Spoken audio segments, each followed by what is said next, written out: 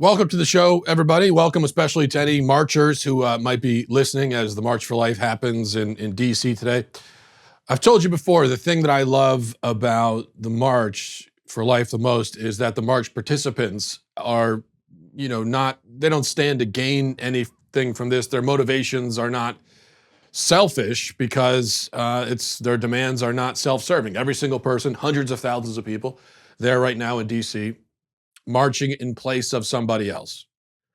Now, the Women's March, by contrast, which happened last week, and so many others of its types, have been mostly about people saying, do such and such for me. Give me something. Help me. Me.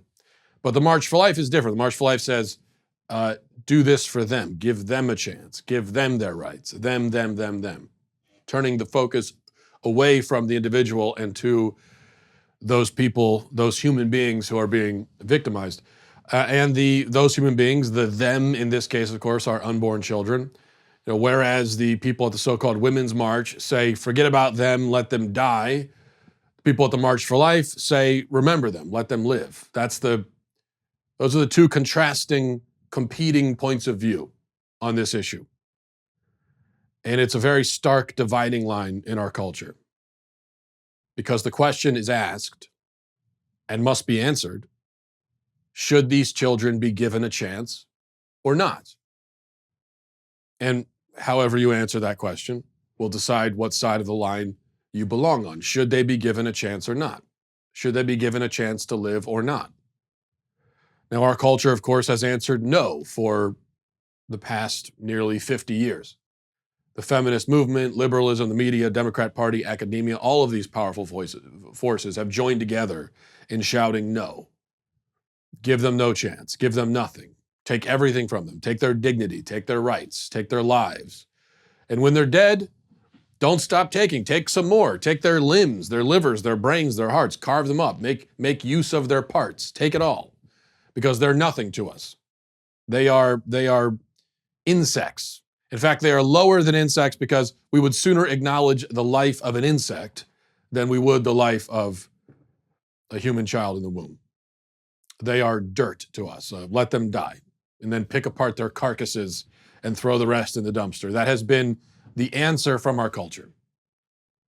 People at the March for Life and the pro-life movement, instead of saying no, give them no chance, the answer is different. It's a yes. It is a rather... the message and the answer from the pro-life movement is rather elegant in its simplicity and forceful and compelling because of that simplicity. Every child should be given a chance to live. Yes. We affirm the life of every human being at every stage of development, in the womb and outside of it, at the beginning of life and at the end of it. Yes, a child is entitled to live the life that they have been given. Yes, a child is, according to our country's own founding documents, endowed by God with an inherent human dignity that no one on earth, not even his own parents, can deny him. A child's existence may indeed require sacrifice on our part. It may feel burdensome at times to care for people who cannot care for themselves, but that does not give us the right to dispose of these people like old scrap metal. Our children have the right to live, and so it is our responsibility to care for them, to give them our time, our energy, our money, our love. And a civilized society should recognize that obligation and enforce it by law, just as we do with children outside of the womb. We say to parents, you have an obligation, you have a responsibility to those children. You can't neglect them. You can't just toss them to the side. You can't just leave them in the house and go do your thing. You have a responsibility to them. Doesn't matter if it's hard. Doesn't matter if it requires sacrifice. You have to do it because they are your children. You are the parent. If I bring a child into this world, it's my fundamental duty to tend to that child, to make whatever sacrifices that entails. And if I cannot or will not, then it's my obligation to find somebody who will. But one thing that I cannot do is just kill the child. That's it. That's what the pro-life movement says, and everybody at the March for Life, what they say is, well, That's our message to parents of born children. So why would it not be our message to the parents of unborn children? A very simple thing. You don't get to kill people because their existence interferes with your own. That is one of the most basic and fundamental moral principles known to man. Or at least it used to be. And that's the message. As I said, very simple. Now, as we continue with the show, let's check in with Duke Cannon. Yeah, I like Duke Cannon's approach because their point is, listen, it's hard to improve yourself. Self-improvement is very hard. So set modest goals. Don't go all crazy trying to transform yourself in one fell swoop. Most resolutions don't last anyway, mostly because dramatic self-improvement is hard. That's why Duke Cannon Supply Company wants you to consider lowering your expectations. That's an easy thing to do. We can all accommodate that. Lower your expectations this year with the Moderate Self-Improvement Box. I have one myself. Right now, it's a one-step program to achieving a slightly better version of yourself. This box is packed with over $80 of premium American-made grooming goods designed to help you look and smell just a little bit better in 2020. Moderate self-improvement, usually $84. Now it's $50 for a limited time. Some of the stuff in there includes the Trench Warfare Dry Ice Body Powder, I should say. Body Power as well, perhaps.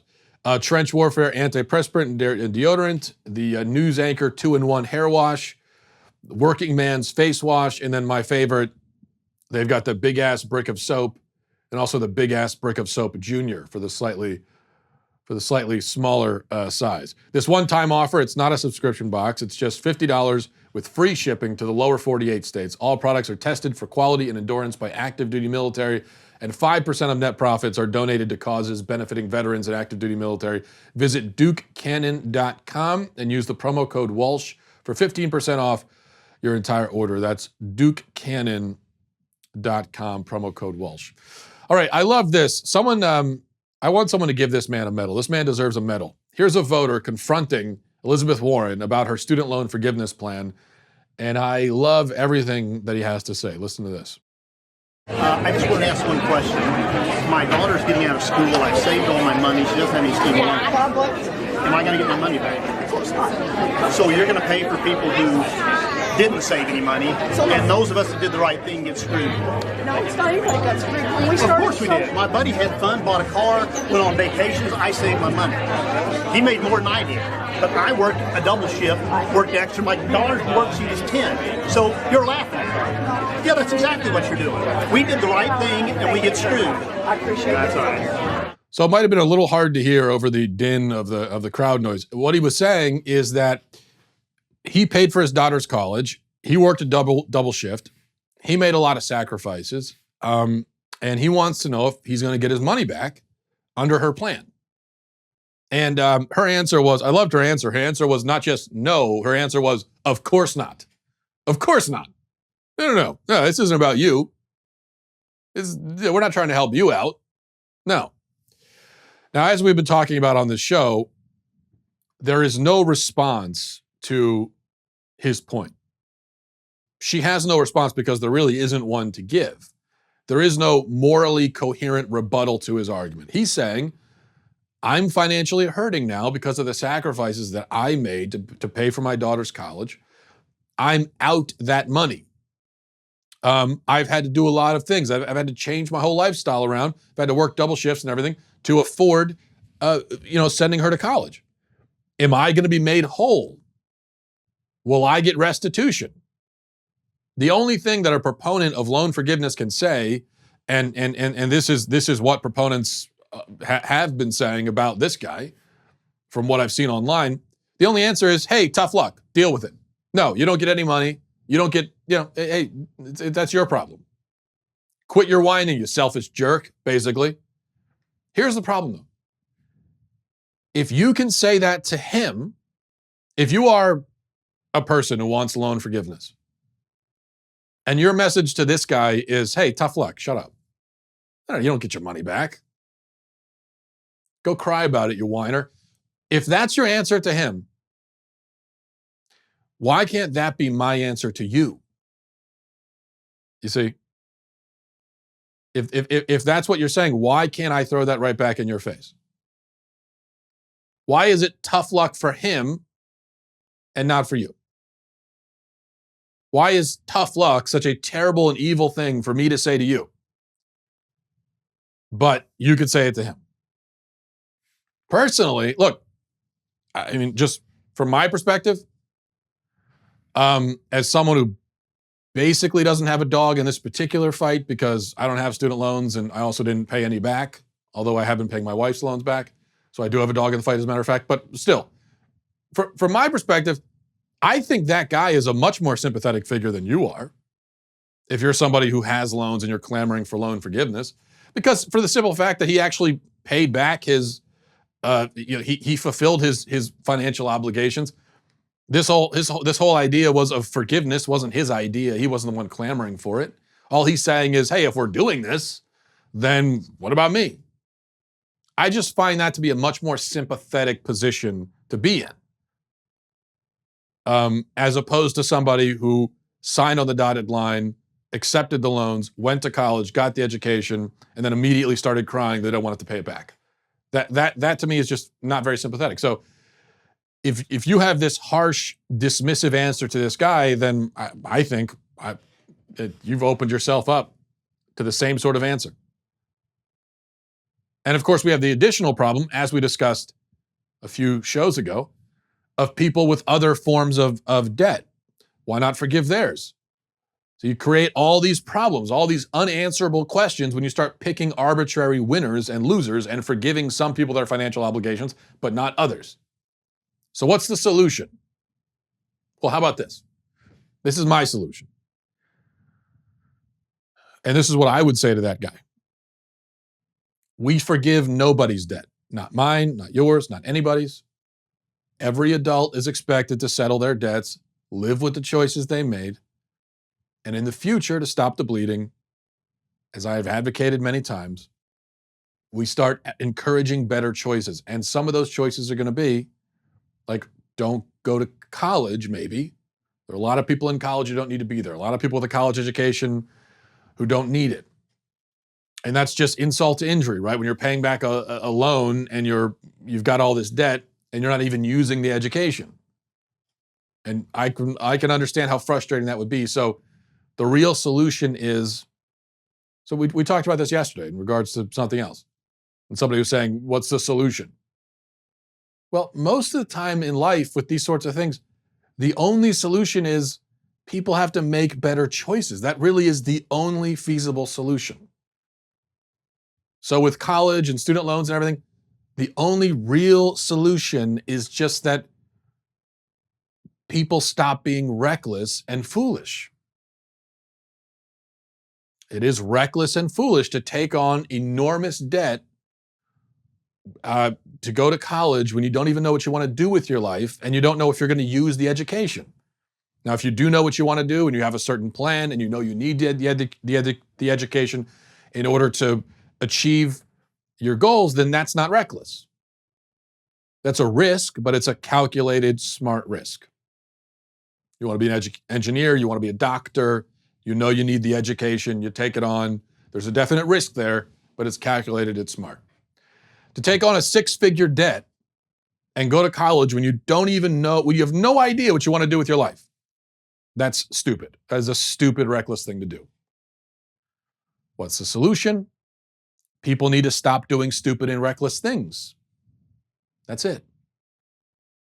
It's the same thing for if we're talking about mortgage or people with car loans.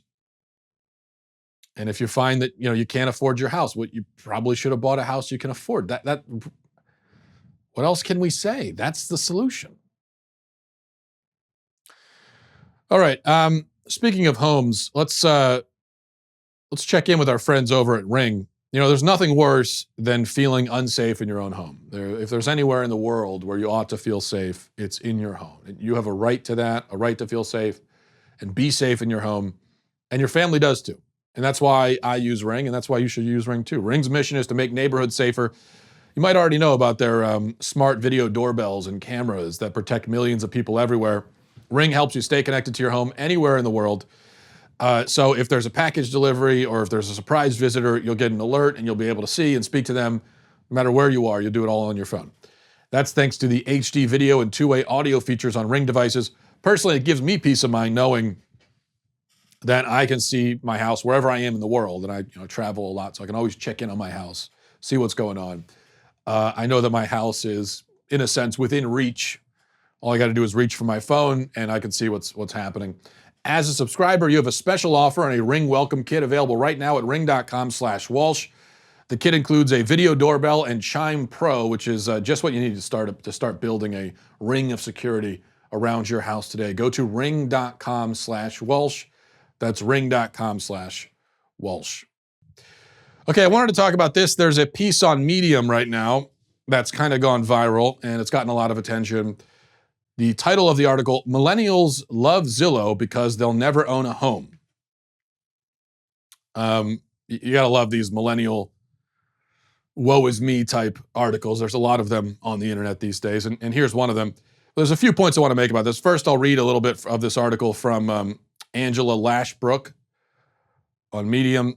Says, the apartment I found on Zillow has cornflower blue walls and original details with crown molding still intact, a rarity among today's bleached and flavorless condo renovations.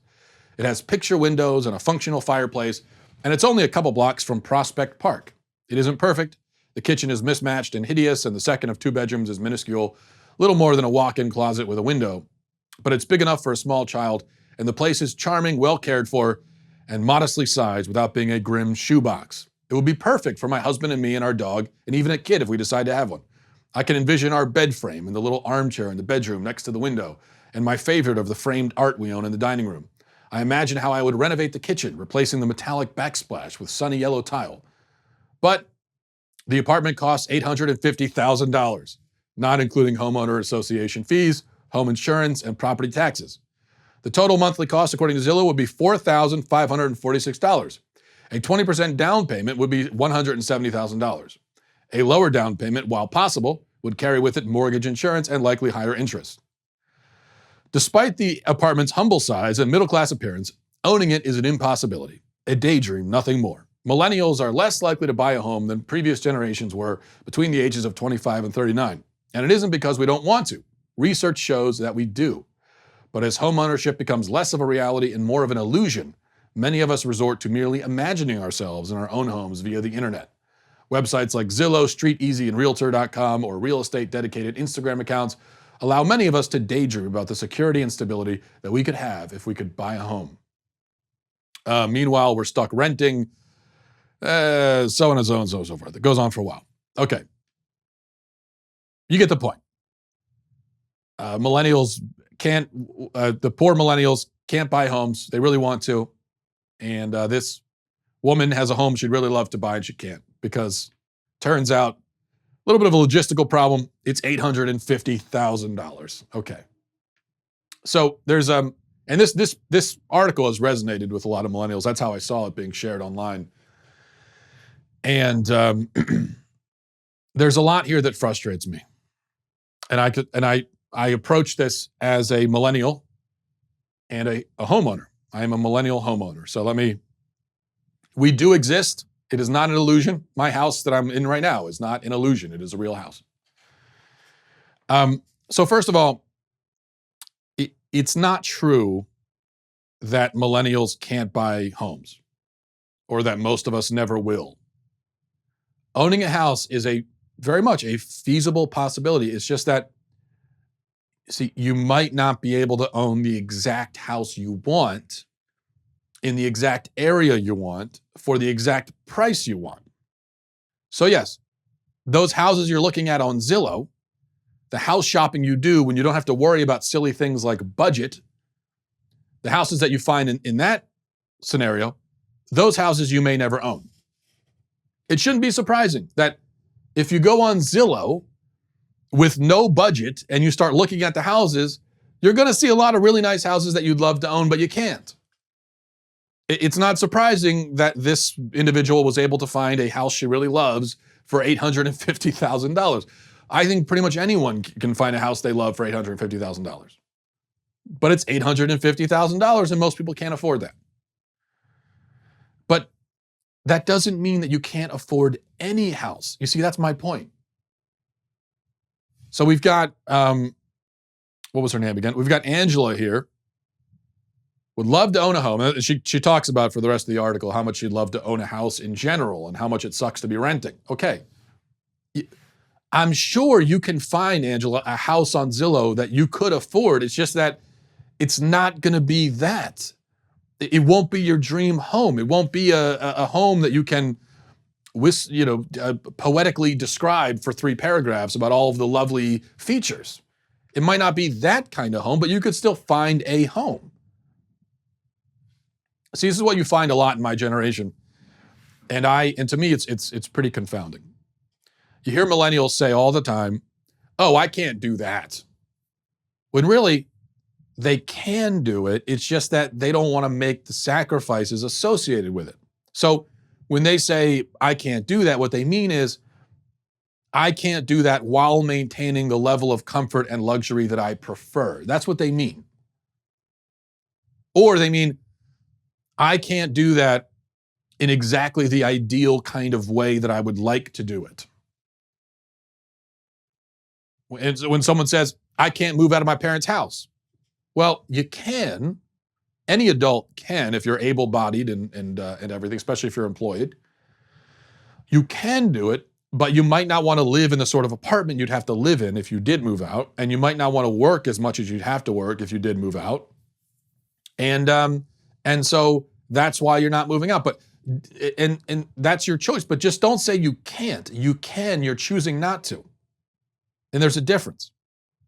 I'm not making any judgments about the fact that you choose not to. Well, if you're an adult living at your parents' house, eventually you really should move out. And but when it comes to buying a home, I that's up to you. I have no opinion about whether or not any other person buys a home. But if you're sitting here and you're gainfully employed, and especially if you're married and your spouse is gainfully employed, you can almost certainly afford a house, as long as your credit is okay. If it's in shambles, then that might preclude you for a while. But if you've got decent credit and and you're gainfully employed, you can buy a house. It's just that it might not be the kind of house you want. And if you're going on a website like Zillow, that's the problem with a website like Zillow, is because you can, back in the old days, I assume before they had the internet and people went to buy homes, there might have been catalogs and pamphlets you could look through, but you didn't have access to that much. So if you were looking for a home in 1992, you probably weren't looking at homes in the $850,000 range because they weren't just a click away, right? But now you can, and so people look at these houses, and then they can look in the $850,000 range, and then they can start comparing those houses to the houses in let's say the $250,000 range, which is what they can afford, and the comparison makes those homes in the $250,000 range look terrible, and so they don't want to do it. And then they walk away dejected, saying, "Oh, I can't buy a home." No, again, you can. It's just not, you can't buy that home or a home in that range. Which doesn't mean that you can't, one thing that you might do, one thing we did in the house that I'm currently living in is we bought a house, a cheaper house that needed some work. And then we did the work and we renovated it. And now it's, to me, I'm not going to call it my dream home, or I'm not sure I even have a dream home, but the home we live in now is exactly the kind of home I wanted. But when we were shopping for houses, I couldn't find exactly the kind of home, and we couldn't find exactly the kind of home we wanted that was move-in ready. And so we found a cheaper home that had the potential to be the home we wanted, and we put the work in. So, there are things you can do, but you have to be willing to make those sacrifices and kind of adjust a little bit. And I do recommend home ownership for a few reasons. First of all, of course, you're getting equity in something. You're not just throwing your money away. I think sometimes about what I spent on apartments from the age of 20 to 28 when I was living in apartments, and it gives me heartburn to think about how much money I spent just throwing down a hole. Even when I was single and I lived in a dumpy little place, it was only $500 a month that I rented, but it looked like a $500 a month apartment. And I specifically moved to an area that had those cheap places, not the nicest area, but even that, lived there for 5 years, $500 a month, wasn't making a lot of money during that time. And that works out to what, like 30 grand? I'm terrible at math. So was that for 5 years? I think so. That was a lot of money, and I have nothing to show for it. It's just, it's gone, right? Whereas with a house, you put the money into it, and you can always get it out. We sold the first house that we bought, 5 years ago or so. We lived in it for 3 years. We moved, hadn't even come close to paying it down, but we sold it, and we got back all the money we put into it plus extra. And you can do that with a house, and that's nice. But here's the other thing that's good about home ownership, I think, and buying a home and that process. I think it's a learning process and it's a growth process.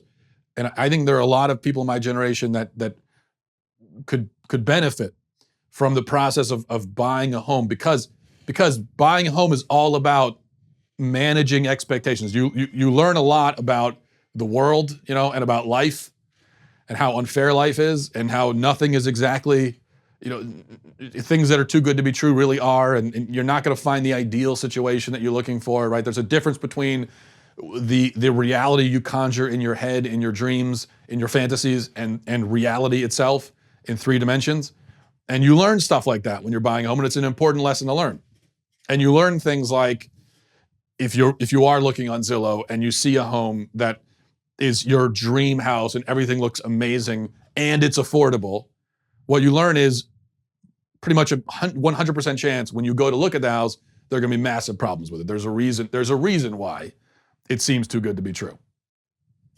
We went through that with our first house that we bought. We saw a house when we were doing home, when we were shopping for the home. We found a house that was very affordable, under our budget, on a nice chunk of land. It seemed like big house, like way bigger than we needed, but.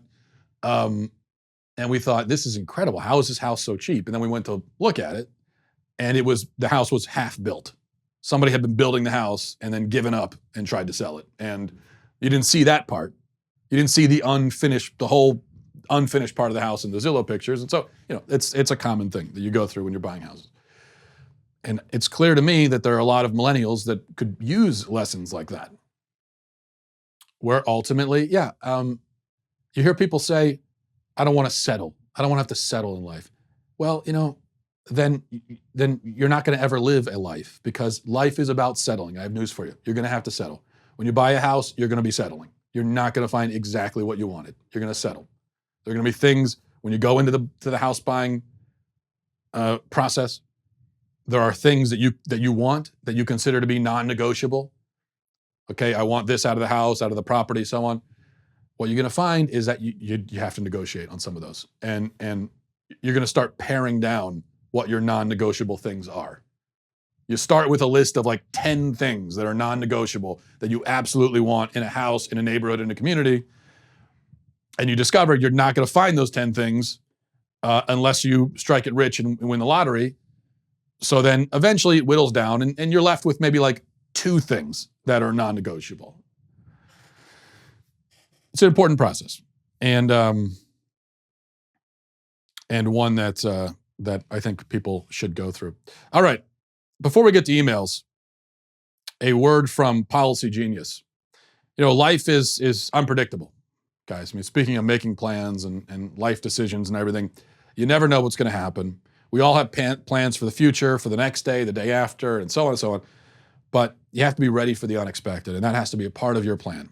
That's why life insurance exists, to account for the unpredictability of life, and that's where Policy Genius can help. Policy Genius makes finding the right life insurance a breeze. In minutes, you can compare quotes from top insurers to find your best price. You could save $1,500 or more a year by using Policy Genius to compare life insurance policies. Once you apply, the Policy Genius team will handle all the paperwork, all the red tape, and Policy Genius doesn't just make life insurance easy, they also can help you find the right home insurance, speaking of buying homes, auto insurance, disability insurance. it really is a moral obligation, I think, to be prepared in this way, to have life insurance, to have something, for your family should the unexpected happen. So be prepared for the unexpected. Get life insurance. It takes just a few minutes to find your best price and apply it. PolicyGenius.com. Policy Genius will always get the future wrong, so you better get life insurance right. All right, let's go to emails. MattWalshShow@gmail.com. MattWalshShow@gmail.com. This is from Matthew, says, big fan of the podcast. I've been listening to it for a while now. I have a question for you that would, for what would happen under your regime with this situation. My soon-to-be wife wanted to invite her dinner and her friend and husband over for dinner. That was my first time meeting them and wanted to make a good impression. I love cooking, and I asked my fiance, do they like meatloaf? Once they answered the question with yes, I started preparing the dish. I used deer meat from the deer I harvested a month ago. I time it perfectly to be done by the time they arrive. Once they arrive and we meet, my fiance and I get all the food ready to serve, and I even get some bourbon out for myself and the husband to enjoy. None for the women, huh? You sexist. As we start eating, my fiance and her friend's husband tell me how good the meatloaf is. My fiance's friend looks at me and asks if I have mustard. Looking at her confusingly, I hand her some mustard out of the fridge. She covers the loaf with mustard, even though I had a special barbecue sauce I made already on the dish. I was disgusted and still might go see a therapist. Under your regime, how would you handle this mustard disaster? First of all, mustard on meatloaf is deranged. And this is why under my regime, you're not going to be allowed to just put any condiment you want on a dish. We got to get control of this. This has gone way overboard. There have to be some limits. There have to be some limits on freedom. And when I'm in charge, there will be lots of limits on freedom, as you know. This is one. People cannot be trusted with their own condiments. And so when I'm in charge, there will be a list of all the approved condiments. First of all the approved dishes that you may eat. It'll be a generous list, probably at least 10 items on it. And then here are the condiments that go with that dish. You don't have to use the condiments. I'm not saying that, but I am saying you cannot use a condiment that's not approved for that specific dish. In this case, it's even more outrageous because you made a homemade venison meatloaf and homemade barbecue sauce, and this person requests a condiment that was not even provided at the table and then smothers it all over your beautiful dish. That is an outrageous insult. Just so you know, etiquette here, people. And this is the same things happen to me, so you can see I'm taking this personally. If somebody prepared, now it's one, look, if you get pizza or something, if you're doing takeout pizza and you put whatever condiment you want on it, but, and you can request a condiment. If you're at somebody's house and you're ordering takeout and there's a condiment you want for the dish and they haven't brought it out to the table, I think in that case, it's okay to say, oh, do you have XYZ? But if it's a homemade dish and this is someone who cares about their cooking and puts time into it, as our friend Matthew did. First of all, eat what's on your plate and use the condiments that are at the table. To ask for a condiment that was not provided is an insult. Number one, you're ruining the dish. Number two, what you're saying is, this is inedible to me. I cannot eat this unless you give me this assistance with this other condiment. And it's insulting. So that's, I just so you know why I get so emotional about this. I will never forget the time when I made chili for a guest at my house and they put syrup on it. Syrup on the chili that I had made, that I had slaved over, that I spent 12 hours making in the slow cooker. All of the flavors and spices were exactly correct. It was the right balance of everything. Doesn't need anything. You want to put some cheese on it, fine. Sour cream, okay. Syrup. You might as well just get up and spit in my face. Spit directly in my face. You might as well. It's the same thing. All right. This is from Aaron, says, Dear Matt, you argued on the show that it is morally wrong to have a massive house because in that situation, the morally right thing to do would be to give the money to someone who needs it. While I agree that it is morally right to give the money to the poor, I believe that you presented a false dichotomy between morally right and wrong. I believe there's a third option, morally permissible. For example, in your case with the house, I know someone who gives upwards of 30% of his income to charity and yet also has an 11-bedroom house. The distinction I want to make is that at a certain point, it can be morally permissible to spend money on yourself, even if it would be morally right to give it to the poor. Thanks for all you do. Love the show. But as a freedom-loving American, I will be forced to lead the rebellion against your dictatorship. Sorry in advance. I'm not sure I agree with you here. You're drawing a distinction between morally permissible and morally right. You're saying that there could be something that is morally permissible, but is not morally right. See, I don't think I agree with that. I think if something is morally right, if something is not morally right, it is morally wrong. Another way, maybe another term that we could be using would be morally licit versus morally illicit. And in that case, something that is morally licit is both morally permissible and morally right. But to draw a distinction between right and permissible, I just don't know if I agree with that. There are things that are morally neutral, or are effectively morally neutral. So the color of the shirt, I'm wearing a blue shirt. That was a morally neutral decision. There's not a lot of moral content to the decision of what color shirt to wear. But it wouldn't be accurate to say that me wearing a blue shirt is not morally right, but it is morally permissible. No, it was a morally right decision. It's just that the moral implications of my shirt color are so minor as to essentially be non-existent, right? So what I'm saying is that if somebody is doing a morally permissible thing with their money, it must also be morally right, in that it can't be morally permissible and morally not right. Am I saying that your friend is morally wrong for buying an 11-bedroom house? No, I'm not. I can't make that decision. I don't know his situation. I mean, there are certainly, I'm not saying that there's a certain number of bedrooms that it's okay to have, and if you go over that number, it's morally wrong, or that there's a certain correct size for the house. I'm not saying that. There are certainly scenarios where a person could own a bigger house and there's no moral problem at all. One example would be you find a good deal on a really old house. A lot of the older houses tended to be bigger, and okay, fine, it's a beautiful old house, and I don't think there's nothing overindulgent about that or obscene about it. However, there can be situations where buying an obscenely big house, it could be morally wrong. I don't think that you can set up exact parameters and say, if you go over this. I think it's a case-by-case basis. And it also has a lot to do with the intentions and what's in the heart of the individual. But my point yesterday was simply that obviously there is a point. We could talk about where that point is, but there is a point where a person could be living in a way that is greedy, materialistic, and overindulgent. And if somebody is living that way, that's morally wrong. If they're not, then there's no moral issue, and that's it. All right, I have another email, a slightly more contentious email on this topic to read. But before we do, if you're a listener to the show, and we just talked about it to start the show, the March for Life, the pro-life issue, you know how important it is, not just to me, but to the country, to our culture. 60 million children who have been killed in the womb, and that's what people are marching for in DC today, is to speak up for those children. But the people who are the proponents of killing babies, the people on the side of killing babies, it maybe is not so surprising that they can tend to be vicious and underhanded and deceptive in their tactics.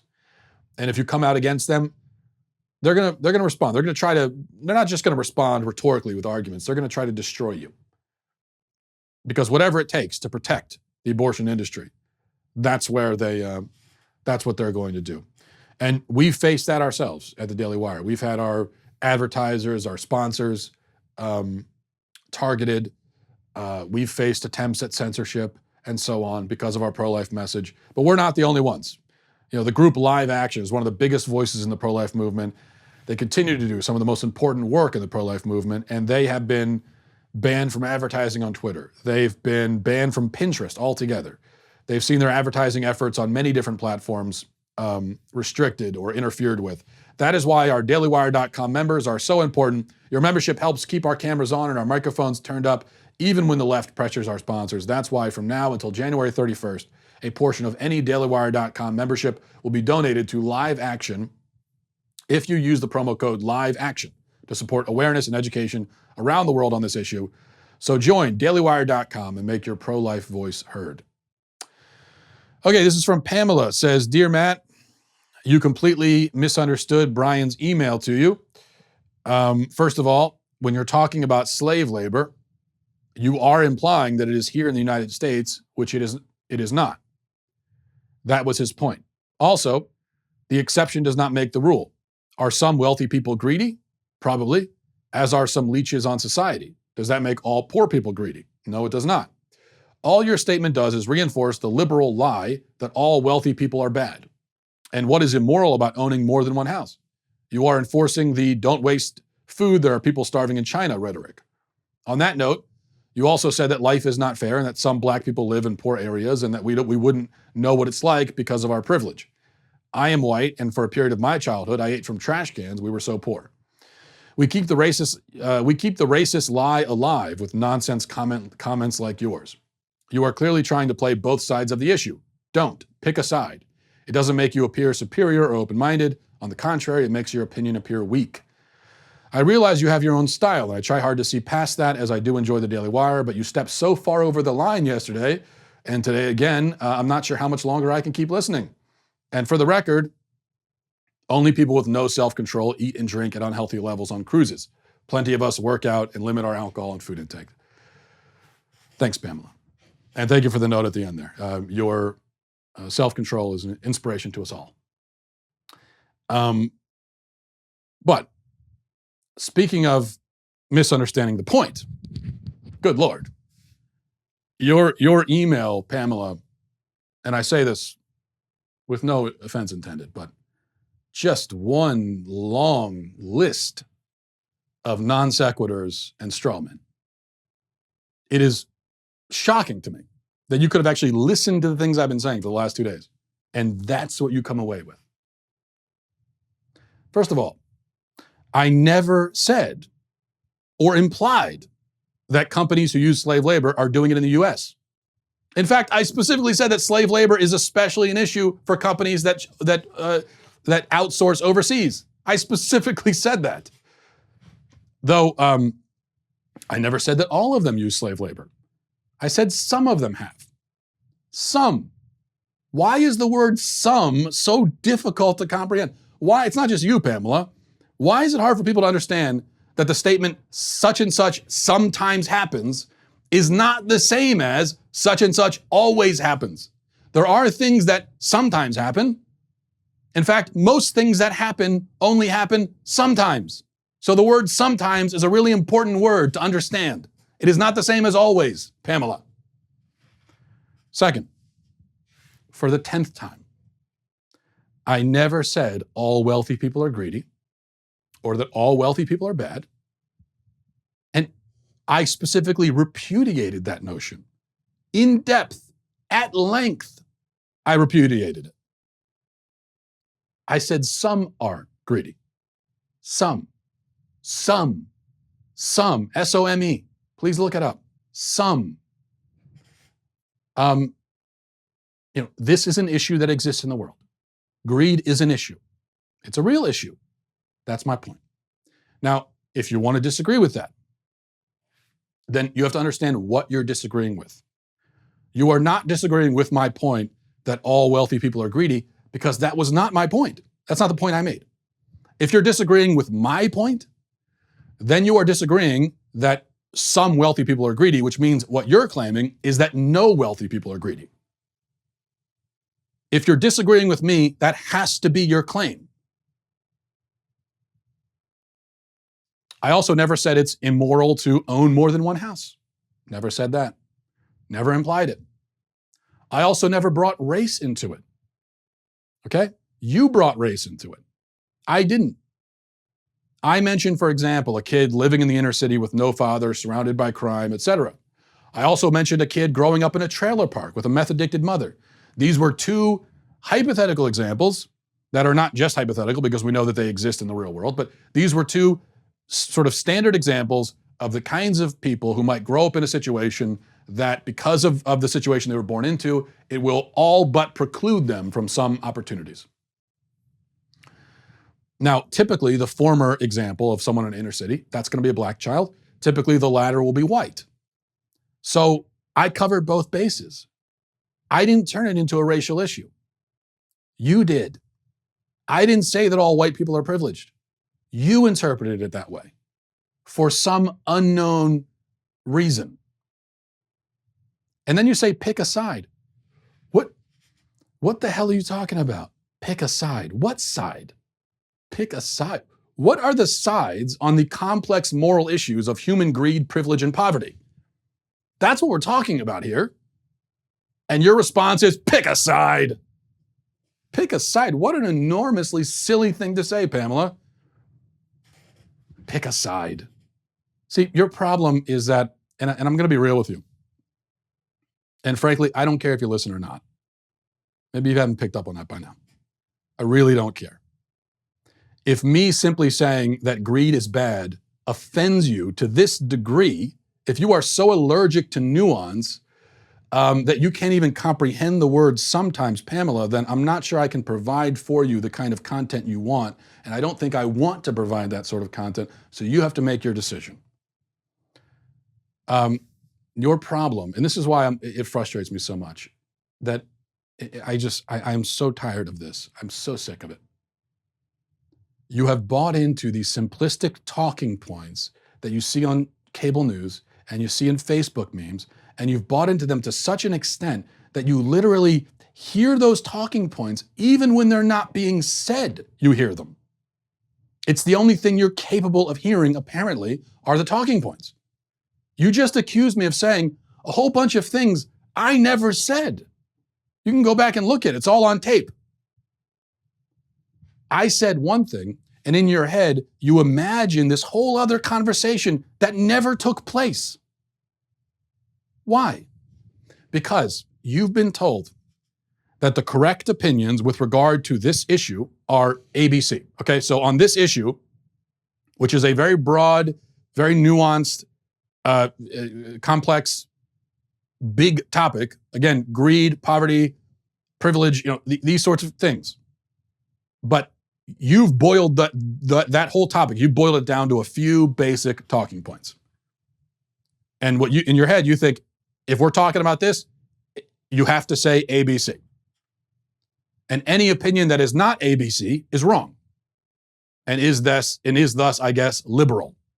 And so every non-ABC opinion is the opposite. It is an XYZ liberal opinion. So even if I'm saying something else, maybe I'm not giving you the ABC talking points. Maybe I'm saying LMNOP or something.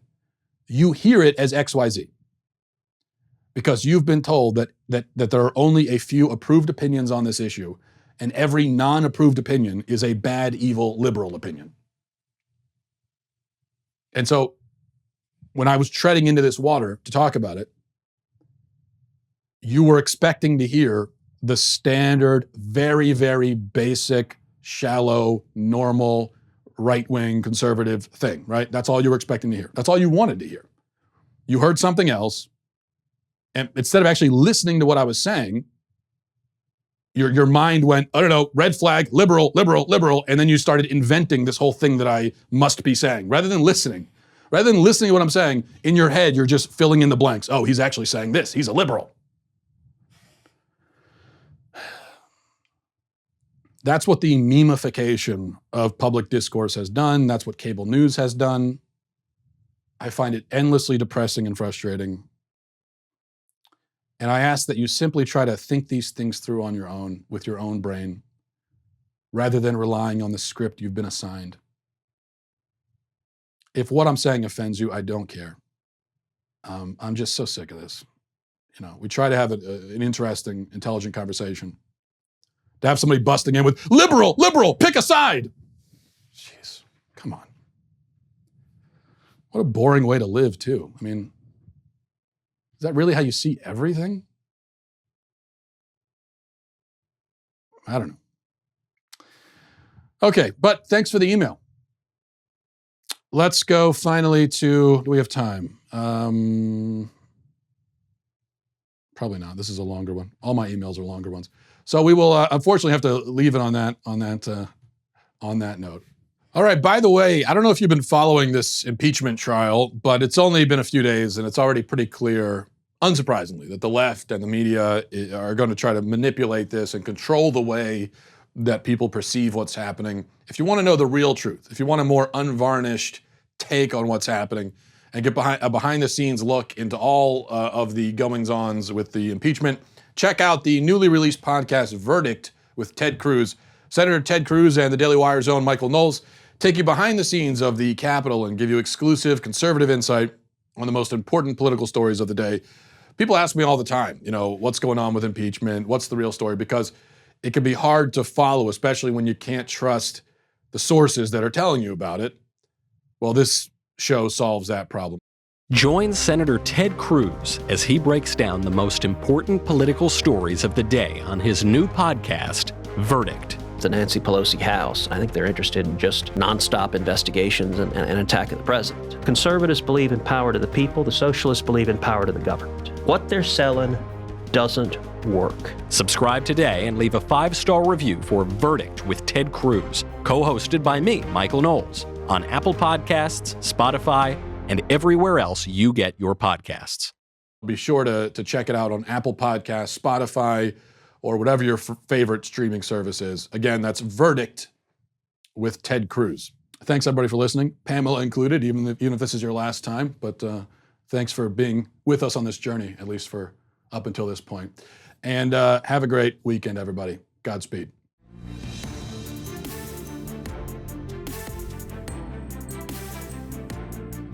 The Matt Walsh Show is produced by Sean Hampton, executive producer Jeremy Boring, senior producer Jonathan Hay, supervising producer Mathis Glover, supervising producer Robert Sterling, technical producer Austin Stevens, editor Donovan Fowler, audio mixer Robin Fenderson. The Matt Walsh Show is a Daily Wire production, copyright Daily Wire 2020. If you prefer facts over feelings, aren't offended by the brutal truth, and you can still laugh at the insanity filling our national news cycle, well, tune in to The Ben Shapiro Show. We'll get a whole lot of that and much more. See you there.